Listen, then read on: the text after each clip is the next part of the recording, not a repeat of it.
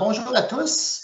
Peut-être une petite surprise parce qu'en fonction du plan de retraite, vous savez que normalement, ça ne sera pas Guy qui va faire la présentation aujourd'hui, mais bel et bien Myriam, mais peut-être prendre juste une petite minute avant que je puisse introduire Myriam pour faire en sorte qu'on puisse vous revenir un petit peu sur ce qu'on avait parlé dans un des webinaires sur la première année, qui était vraiment, c'est quoi la gestion de patrimoine? Alors, vous savez, dans la gestion de patrimoine, il y a plusieurs volets. Peut-être, Myriam, juste peser sur ça. Il y a plusieurs volets, comme vous voyez. Et, bon, pour toute l'année, on a certains sujets qu'on va parler. Et aujourd'hui, spécifiquement, nous allons parler vraiment de la planification financière et de retraite. Donc, vous allez voir apparaître le petit honeycomb, là, c'est celui-ci dont nous allons parler, et je pense que c'est un sujet qui, des fois, les gens se posent la question, est-ce que je devrais avoir un plan de retraite ou pas? Tout le monde, en principe, devrait avoir une planification financière et de retraite. Mais avant qu'on passe au sujet plus précis de la planification, j'aimerais revenir un petit peu, encore une fois, sur probablement le rôle de chacun. Mais aujourd'hui, ça va vraiment me faire plaisir de vous présenter la personne à droite, probablement que vous voyez actuellement, vous allez voir sous peu, qui est Myriam. Myriam, dans l'équipe, est vraiment notre planificatrice financière. Donc, vous voyez en dessous le fameux IQPF. Alors, c'est l'Institut québécois des planificateurs financiers. C'est un titre qui est important et il y a quand même plusieurs études pour y en arriver. Et c'est très, très, très important parce que ça prend plusieurs strates de vie pour en arriver à faire une planification, tout dépendant de la grosseur de la planification, soit intégrée, mais un plan financier et un plan de retraite. Alors, sur ce, Myriam, dans quelques minutes, vous fera la présentation. Donc, pourquoi est-il important d'avoir un bon plan de retraite? Bon, ce que ici, là, vous voyez là, s'aligner, il y a certains sujets, c'est très important. Donc, en fonction de votre niveau de vie, de l'âge que vous avez, il y a certaines variables que nous allons prendre en considération. Par contre, il y a en dernier lieu un lien que je voulais absolument faire, c'était vraiment de parler de la planification successorale. Vous savez, la planification successorale, ce n'est pas un sujet qui est toujours le fun parce que c'est notre héritage qu'on va léguer aux prochaines générations. Mais dans la planification successorale, on comprend que le testament et votre mandat d'inaptitude, ce sont vos derniers souhaits. Et pour y en arriver à atteindre vos objectifs et vos derniers souhaits dans votre testament, il est important et surtout impératif, je dirais, de faire ce qu'on appelle une planification financière complète. Pourquoi? Parce que ça prend en ligne de compte, entre autres, la fiscalité.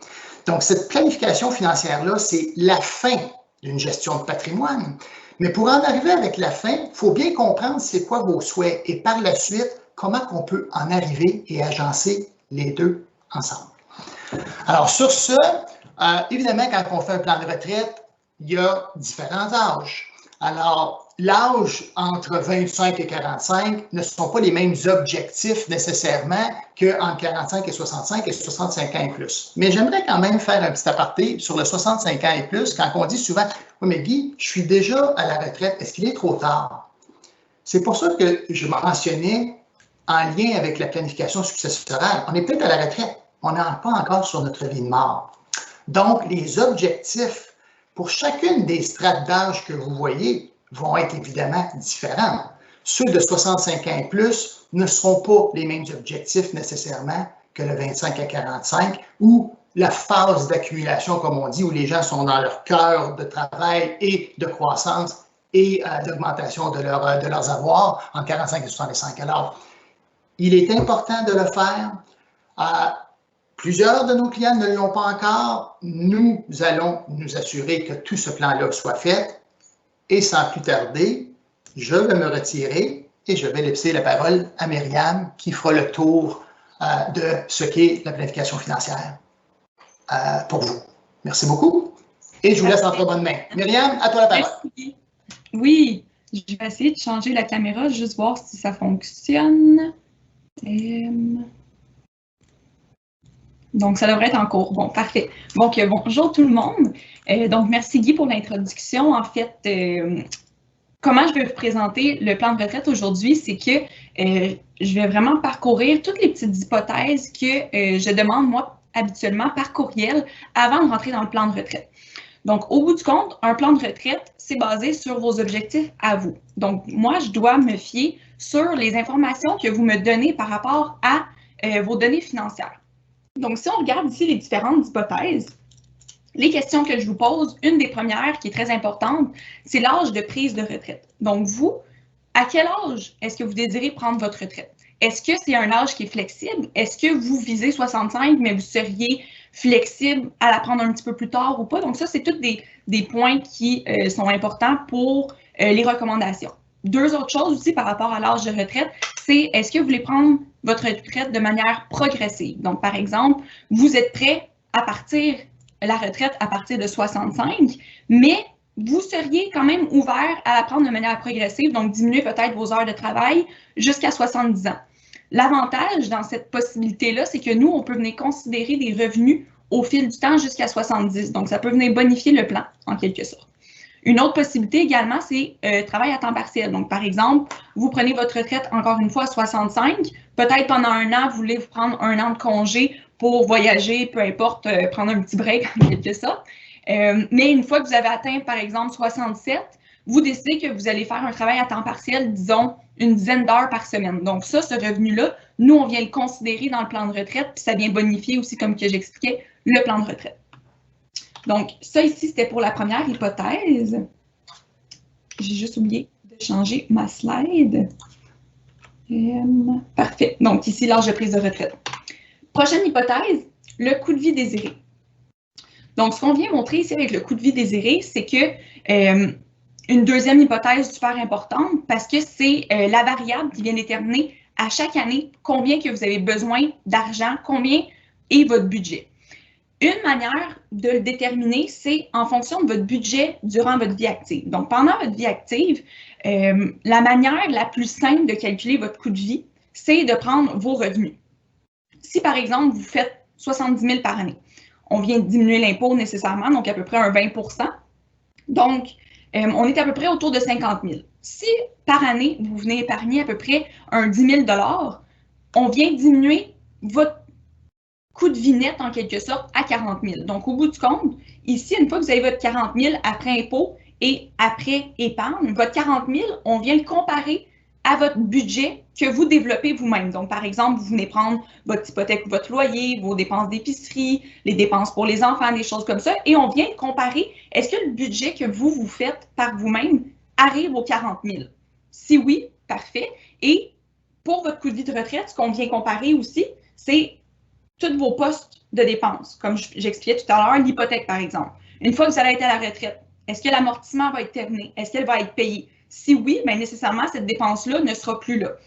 Exemple, voyage. Peut-être qu'à la retraite, ça va être dans un de vos objectifs, donc ce poste-là devrait augmenter. Donc, c'est vraiment de venir voir un petit peu poste par poste en fonction de votre coût de vie durant votre vie active. Une fois que vous allez être à la retraite, à quoi devrait ressembler votre coût de vie. Donc, c'est sûr que c'est une estimation, comme Guy disait tout à l'heure, plus qu'on est loin de notre prise de retraite, plus que ces objectifs-là peuvent être flous en quelque sorte, mais le but, c'est d'avoir un chiffre approximatif qui fait du sens pour vous et qui fait en sorte qu'une fois qu'on est à la retraite, bien, on peut se fier à ce chiffre-là. Donc, en gros, le plan de retraite, c'est nécessairement, c'est qu'on se projette dans l'avenir. Donc, c'est sûr que les hypothèses, c'est pour nous donner un point de départ en quelque sorte, mais tout est modulable, en gros.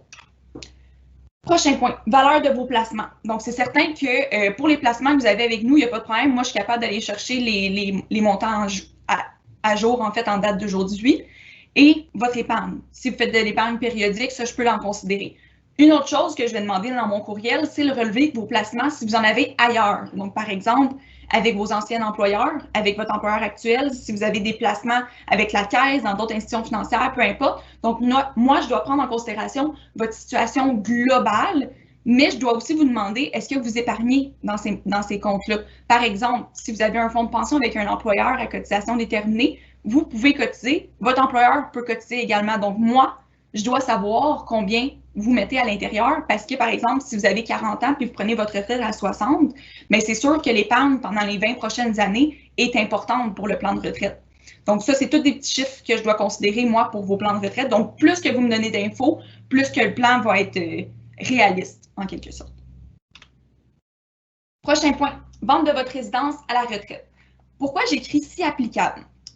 Parce que ça dépend vraiment de chaque situation. Une des questions que je pose quand j'envoie mon courriel pour la cueillette d'informations, c'est une fois que vous allez être à la retraite, est-ce que vous avez l'intention de vendre votre résidence ou vous voulez y vivre le plus longtemps possible?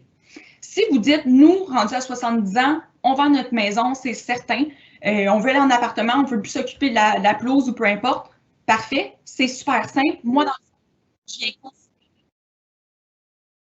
J'avais un appel.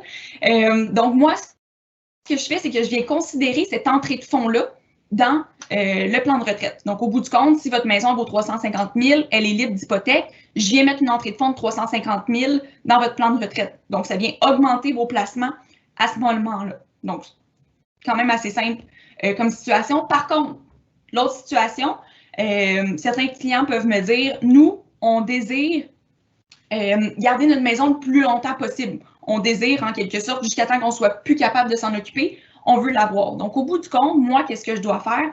C'est que oui, je viens mettre dans les notes que vous avez une résidence d'une valeur de X, mais je ne peux pas prendre en compte cette entrée de fonds-là parce que vous ne voulez pas vous y fier pour votre retraite, parce que vous voulez vivre le plus longtemps possible à l'intérieur. Donc, dans ce cas-là, il y a deux possibilités.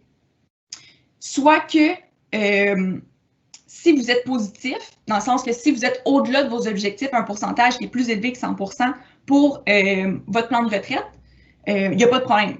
Mais par contre, si on voit à un certain moment, par exemple à 80-85, on voit que vous tombez déficitaire, que vous manquez de liquidité, mais là, ça va être de prendre une décision. Est-ce qu'on désire vendre la propriété pour aller chercher cette entrée d'argent-là ou est-ce qu'on décide d'aller réhypothéquer la maison si elle était libre d'hypothèque à ce moment-là?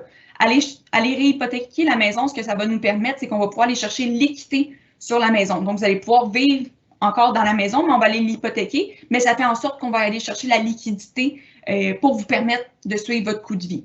Donc, c'est pour ça que j'ai écrit si applicable, ça dépend vraiment des situations. Prochain point, RRQ.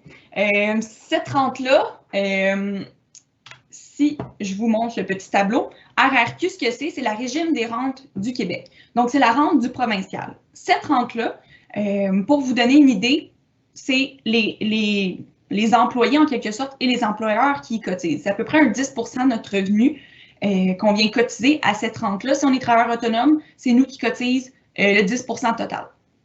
Donc, la RRQ, pour vous donner une idée, chaque personne a un salaire qui est différent ou des conditions différentes. Donc, ça fait en sorte que moi, quand je fais le plan de retraite, j'ai besoin d'avoir votre relevé de participation qui est disponible sur le site de Retraite Québec. Donc, ce chiffre-là, en fait, ce que ça me donne, c'est exactement les chiffres que j'ai besoin ici. Donc, pour une personne qui a 65 ans, pour une personne qui a 65 ans, combien elle a accumulé au cours de sa vie active de rente pour son 65e anniversaire.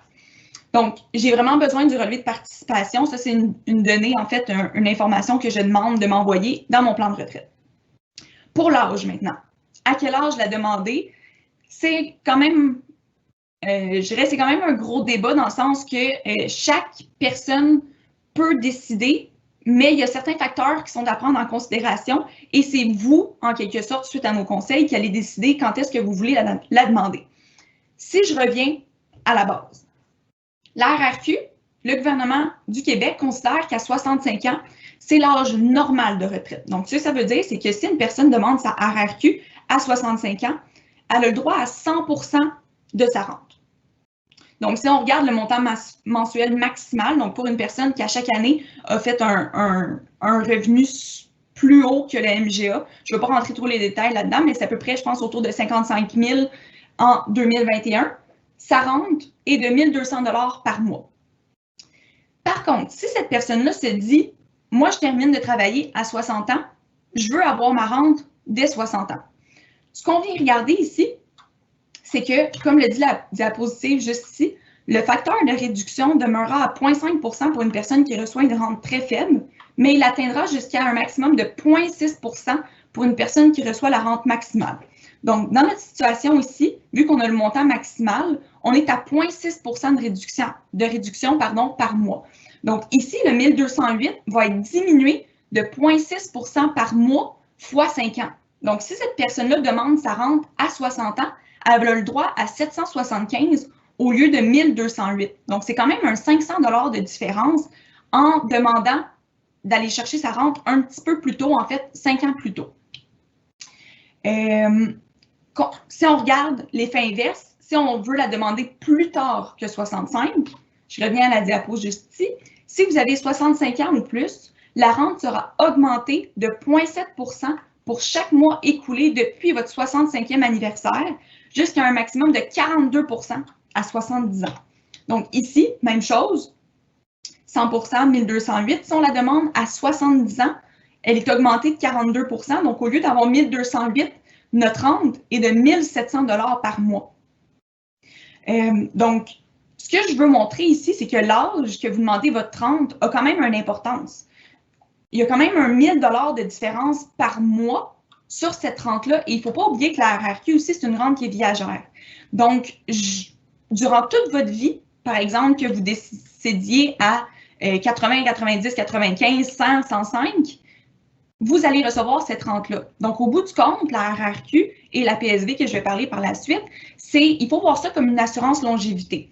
Si, par exemple, vous avez utilisé tous vos placements de votre vivant rendu à 90 ans, votre rente vous continuez à la recevoir. Donc, au bout du compte, pour ceux qui l'ont demandé à 70 ans au lieu de 60, bien, ils ont un avantage de 1000 $ par mois à peu près. Donc, en gros, ce n'est pas une décision qu'il faut prendre à la légère. Il faut quand même prendre le temps de faire la mathématique parce que c'est quand même de l'argent au bout du compte, 1000 $ par mois. Ici, la Retraite Québec, en fait, vient nous lister 5 différents facteurs à considérer pour l'âge, justement, qu'on demande la rente. Si je me permets de les lister, donc des revenus suffisants à la retraite, l'état de santé, les effets de la rente de retraite sur vos impôts, l'interrelation entre les différents programmes publics ainsi que votre épargne personnelle. Donc ici, ça, je vous en ai parlé tout à l'heure, si jamais vous épuisez tous vos placements, vous savez que vous pouvez compter sur la RRQ. Donc nécessairement, si la RRQ, vous l'avez reportée, ça fait en sorte que vous allez pouvoir avoir un montant supplémentaire au fil du temps. Par contre, un autre facteur à considérer que j'ai nommé, l'état de santé. Pour une personne qui est top shape, qui n'a jamais eu de problème de santé, si on regarde côté statistique, cette personne-là devrait vivre plus longtemps. Donc, côté mathématique seulement, cette personne-là devrait attendre à 70 ans pour demander sa rente. Par contre, une personne qui est en moins bonne santé aurait moins tendance à la reporter parce que si jamais elle le reporte, oui, elle va avoir une bonification, mais si jamais cette personne-là décède à 72 ans, elle va juste avoir eu droit de profiter de sa rente pendant 2 ans. Donc, c'est pour ça que c'est vraiment, il faut considérer, puis il ne faut pas prendre cette décision-là à la légère, il faut vraiment prendre le temps d'analyser chacun des facteurs. Donc, pour la RRQ, ça fait le tour un petit peu des différents points que je voulais discuter, ce qui m'emmène à la PSV. La PSV, c'est la pension de la sécurité de vieillesse. Cette pension-là, c'est la rente du fédéral. Sur nos déductions de nos talons de paie ou peu importe, on n'a pas de déduction pour la PSV. C'est vraiment le gouvernement fédéral qui prévoit un budget. En conséquence, c'est sûr qu'on paye, veut pas, par exemple, avec nos impôts ou peu importe, mais il n'y a pas de déduction directement sur nos payes comparativement à la RRQ. La PSV, seulement possible de la demander à 65. Pas possible de la demander à 60 comme la RRQ. Donc, l'âge normal, encore une fois, que le gouvernement considère pour la PSV, c'est 65 ans. À 65 ans, on a le droit à 100 % de notre PSV, ce qui correspond à un montant en 2021 d'à peu près 615 $ avant impôt. Si on la reporte au fil du temps, on a le droit à 0,6 % par mois de bonification. Donc, ce que je veux venir montrer ici, c'est qu'à chaque année, la PSV est augmentée de 7,2 %. Donc, une autre analogie souvent que je propose, c'est de comparer votre espérance de rendement sur vos placements au rendement que vous avez de vos rentes. Donc, si on regarde par exemple la RRQ, c'est un 0,7 % par mois d'augmentation, donc un 8,4 % de rendement assuré que vous avez sur votre rente, et la PSV, c'est un 7,4 %. Donc, ça, c'est aussi un point important à considérer. Donc, si on l'augmente jusqu'à 70 ans, donc un 0,6 % par mois x 12, on vient l'augmenter de 36 %, donc une augmentation de 200 $ sur la pension qu'on reçoit, qui est également viagère, même chose que la RRQ, on la reçoit vraiment jusqu'à notre décès. La PSV, contrairement à la RRQ, il y a des seuils minimales de récupération de revenus. En fait, ce que ça veut dire, c'est que si une personne fait 79 845, vous me permettrez de l'estimer à 80 000 pour que ça soit plus simple. Donc, à partir de 80 000, chaque dollar supplémentaire est imposé à 15 %. Donc, par exemple, pour une personne qui fait un revenu de 90 000 à la retraite. Je me permets juste de regarder dans mes notes pour avoir les bons chiffres exactement. Donc, si une personne fait 90 000, la limite, comme que je vous ai mentionné, c'est 80 000. Donc, au bout du compte, cette personne-là a un 10 000 par-dessus le seuil minimal. Donc, ce 10 000-là va être imposé à 15 %.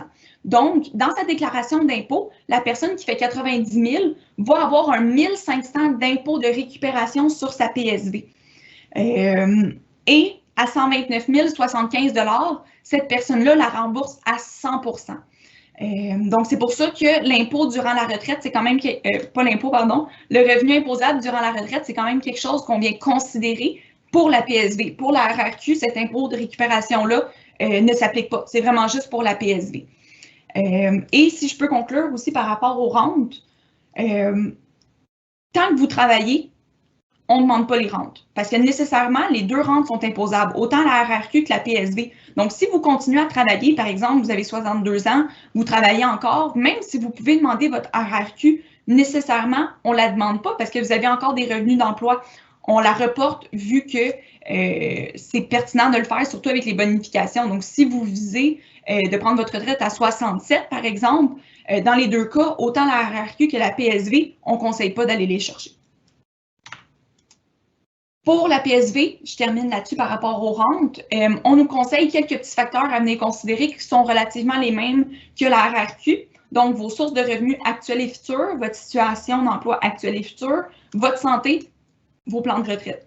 Donc, ici, ça rejoint justement l'argument que je viens de vous parler, par exemple, que si vous prenez votre retraite à 67, bien nécessairement, on ne vous conseille pas d'aller chercher vos rentes tout de suite parce que sinon, vous allez être imposé sur ce montant-là en plus de vos revenus d'emploi. Donc, ça fait un revenu imposable qui va être quand même assez important.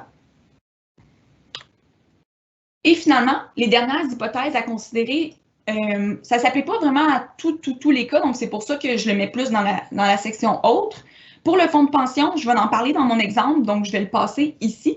Pour les résidences secondaires, en fait, pour les couples ou pour les personnes individuelles qui ont des chalets, souvent, c'est exactement les mêmes questions qu'on vient poser par rapport à la résidence principale. Est-ce que vous avez l'intention de vendre votre chalet ou vous voulez le garder durant toute votre vie?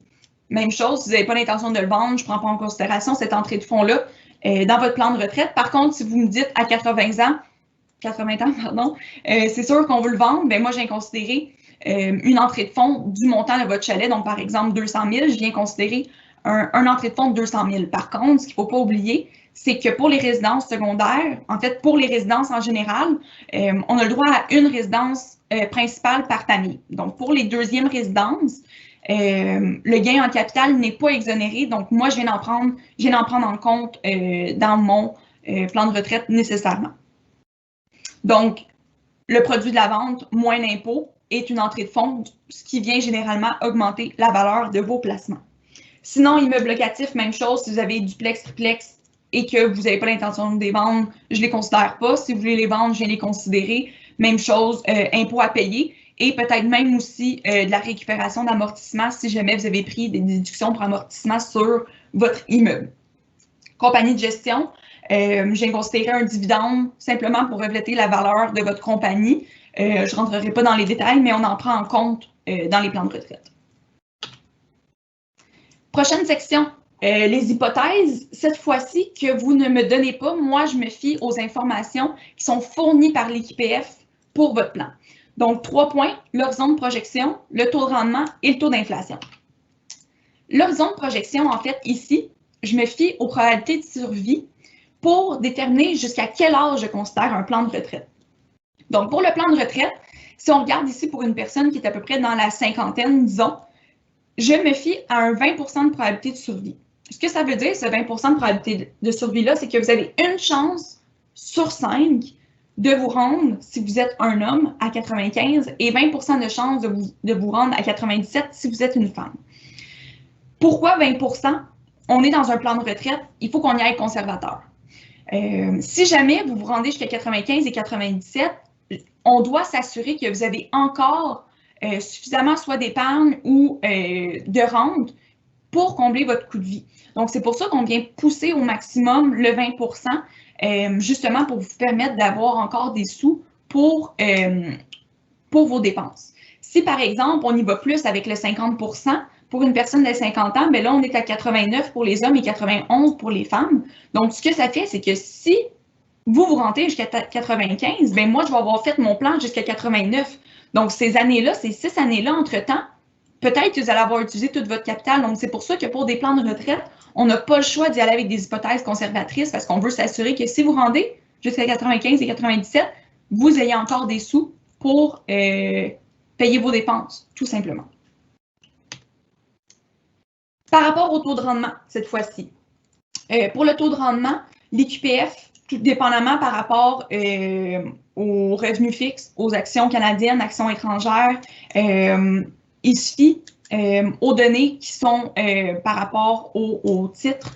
Je me les ai notées juste ici. Je pourrais vous parler des pourcentages. C'est par exemple les revenus fixes qui estiment à peu près un 3 %, les actions canadiennes à peu près un 6 %, actions des pays émergents, c'est à peu près un 7 %. Donc, tout dépendamment de votre profil d'investisseur, on vient mettre un taux de rendement en fonction des revenus passés et futurs.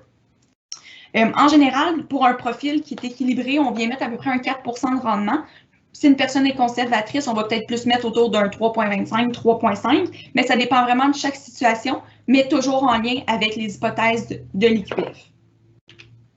Et finalement, pour le taux d'inflation, même chose, on se fie aux études qui sont faites par l'IQPF.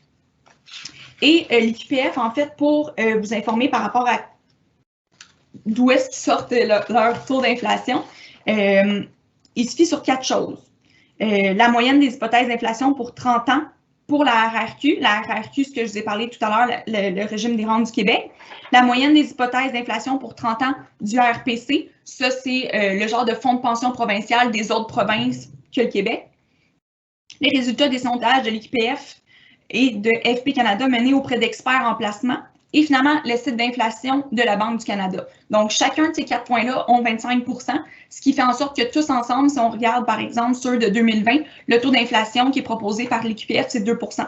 Donc, ça, c'est ce qu'on vient mettre dans les plans pour l'inflation. Et l'inflation, c'est pour venir soutenir l'augmentation du coût de la vie. Donc, par exemple, si une personne a un coût de vie de 60 000 pour 2021, on vient augmenter de 2 % pour l'année prochaine, même chose dans le futur, donc un 2 % d'augmentation comme ça, parce que le coût de la vie augmente, donc nécessairement, nous, dans le plan de retraite, on doit en tenir compte aussi, parce que si une personne a 60 ans cette année et qu'on estime justement que la personne va décéder dans les alentours de 95-97, bien, c'est encore un 35 ans à peu près. Donc, si on ne considère pas l'inflation dans les plans de retraite, on serait...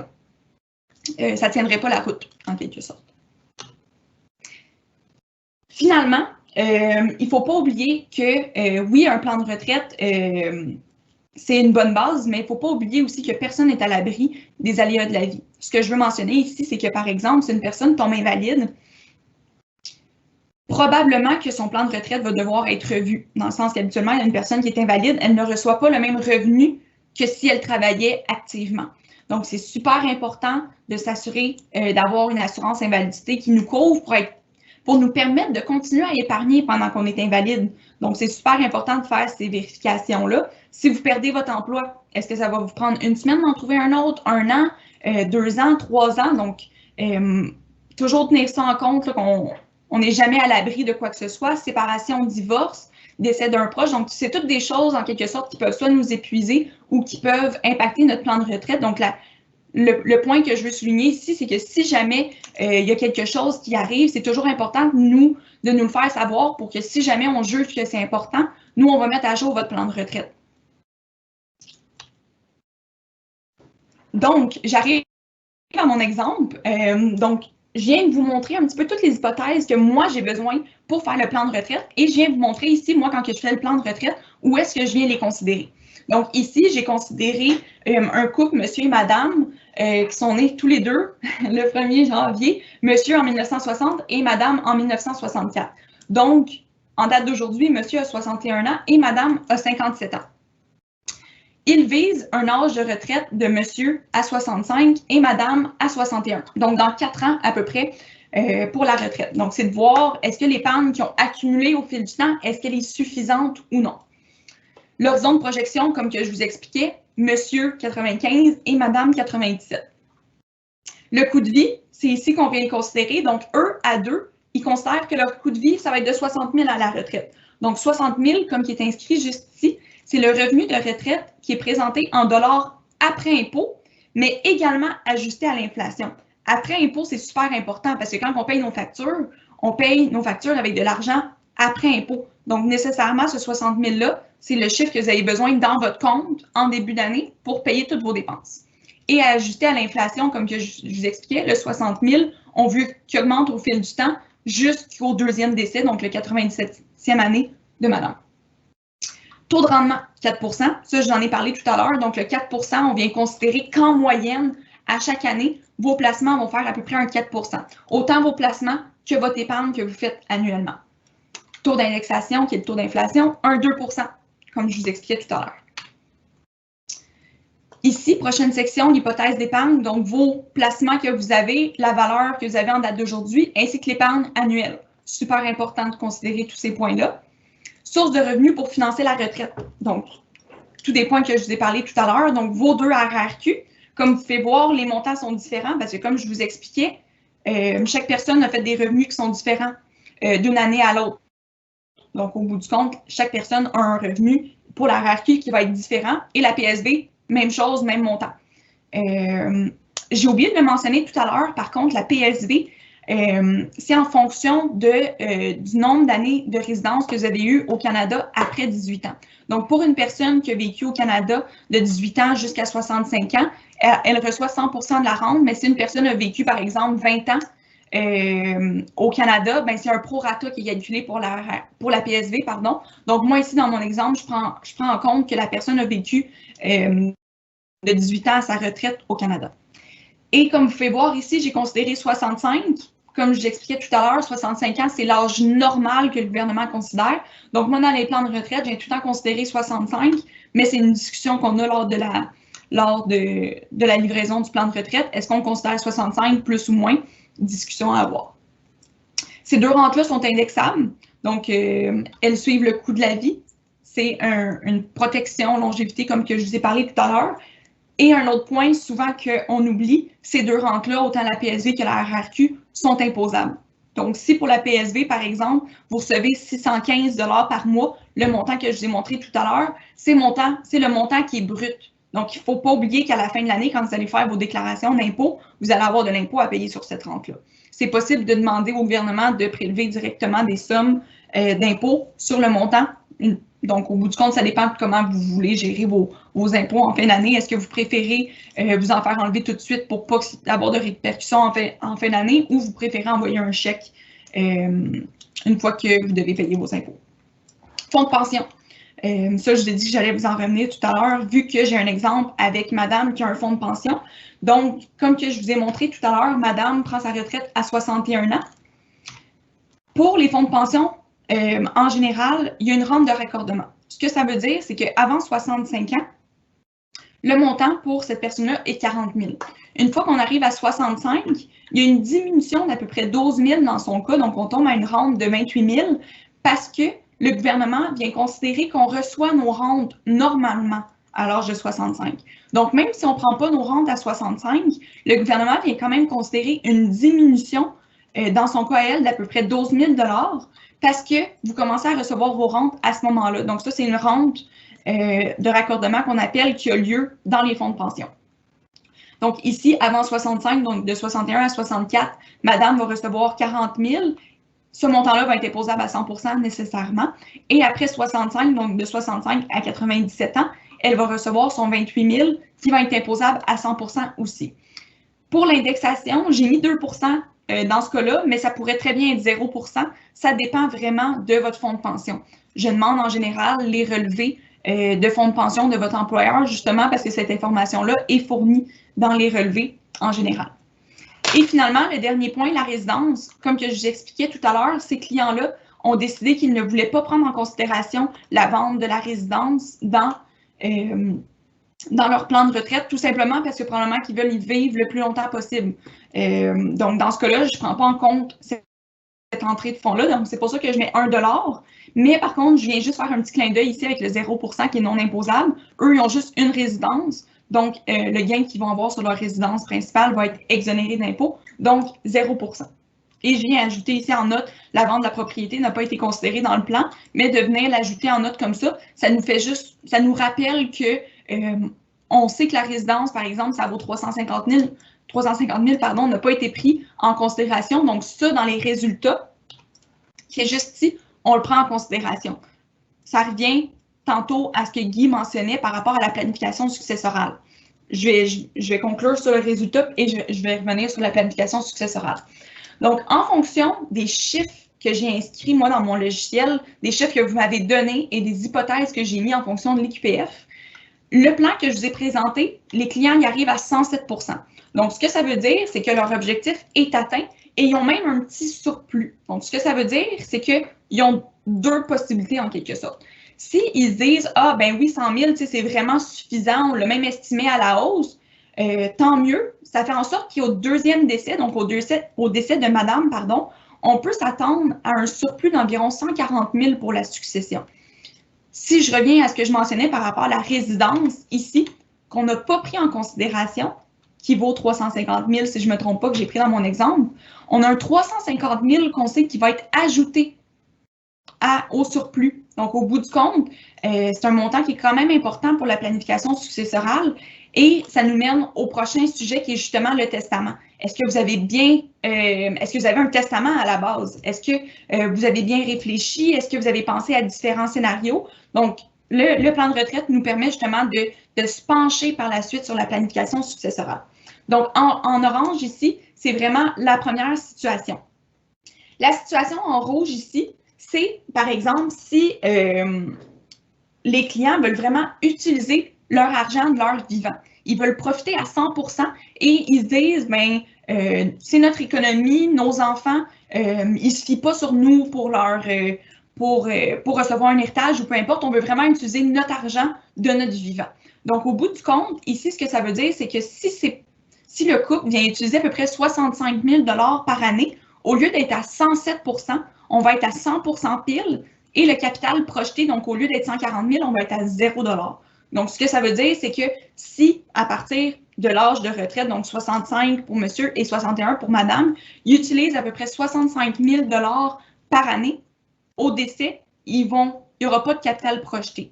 C'est sûr que la résidence n'a pas été considérée, donc ça va être à eux de voir est-ce que le 350 000, ils veulent aller justement chercher l'équité pour profiter de ce 350 000-là ou ils veulent vraiment le laisser à la succession. Si jamais ils veulent l'utiliser du vivant puis qu'ils vont chercher l'équité, bien nécessairement, leur coût de vie va pouvoir être plus élevé que 65 000.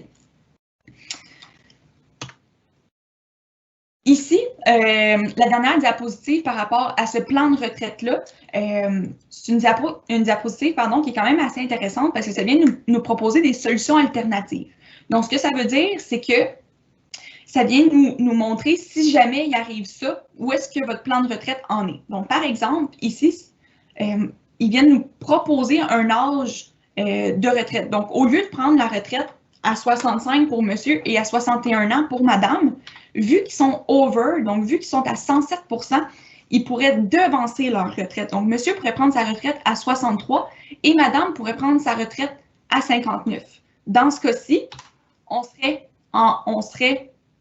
dans un mix en quelque sorte des deux. On serait à 100%, mais on aurait 60 000 de surplus, mais on aurait un capital projeté de 0 parce qu'au bout du compte, on devance notre retraite. Donc, on vient chercher un 2 ans en quelque sorte de 60 000, donc à peu près un 120 000. Donc, on vient rechercher notre surplus de capital ici. Une autre possibilité, ça, je vous en ai déjà parlé, on vient augmenter les revenus à la retraite. Donc, au lieu d'aller chercher 60 000, on peut aller chercher 65 000 par année, mais ça fait en sorte que notre capital projeté est à 0. Et finalement, dernière dernière solution alternative, ça, habituellement, c'est Guy qui aime qu'on en parle, c'est le taux de rendement. Donc, ce que ça vient dire ici, c'est qu'au lieu d'estimer un 4 %, si vous faites 1,49 % annualisé par année de les clients, je crois qu'ils ont, si je ne me trompe pas, pardon, ils ont 61 et 57. Donc, ce que ça veut dire, c'est que si les clients font 1,49 % par année jusqu'au deuxième décès, donc au décès de madame, leur plan serait quand même à 100 %.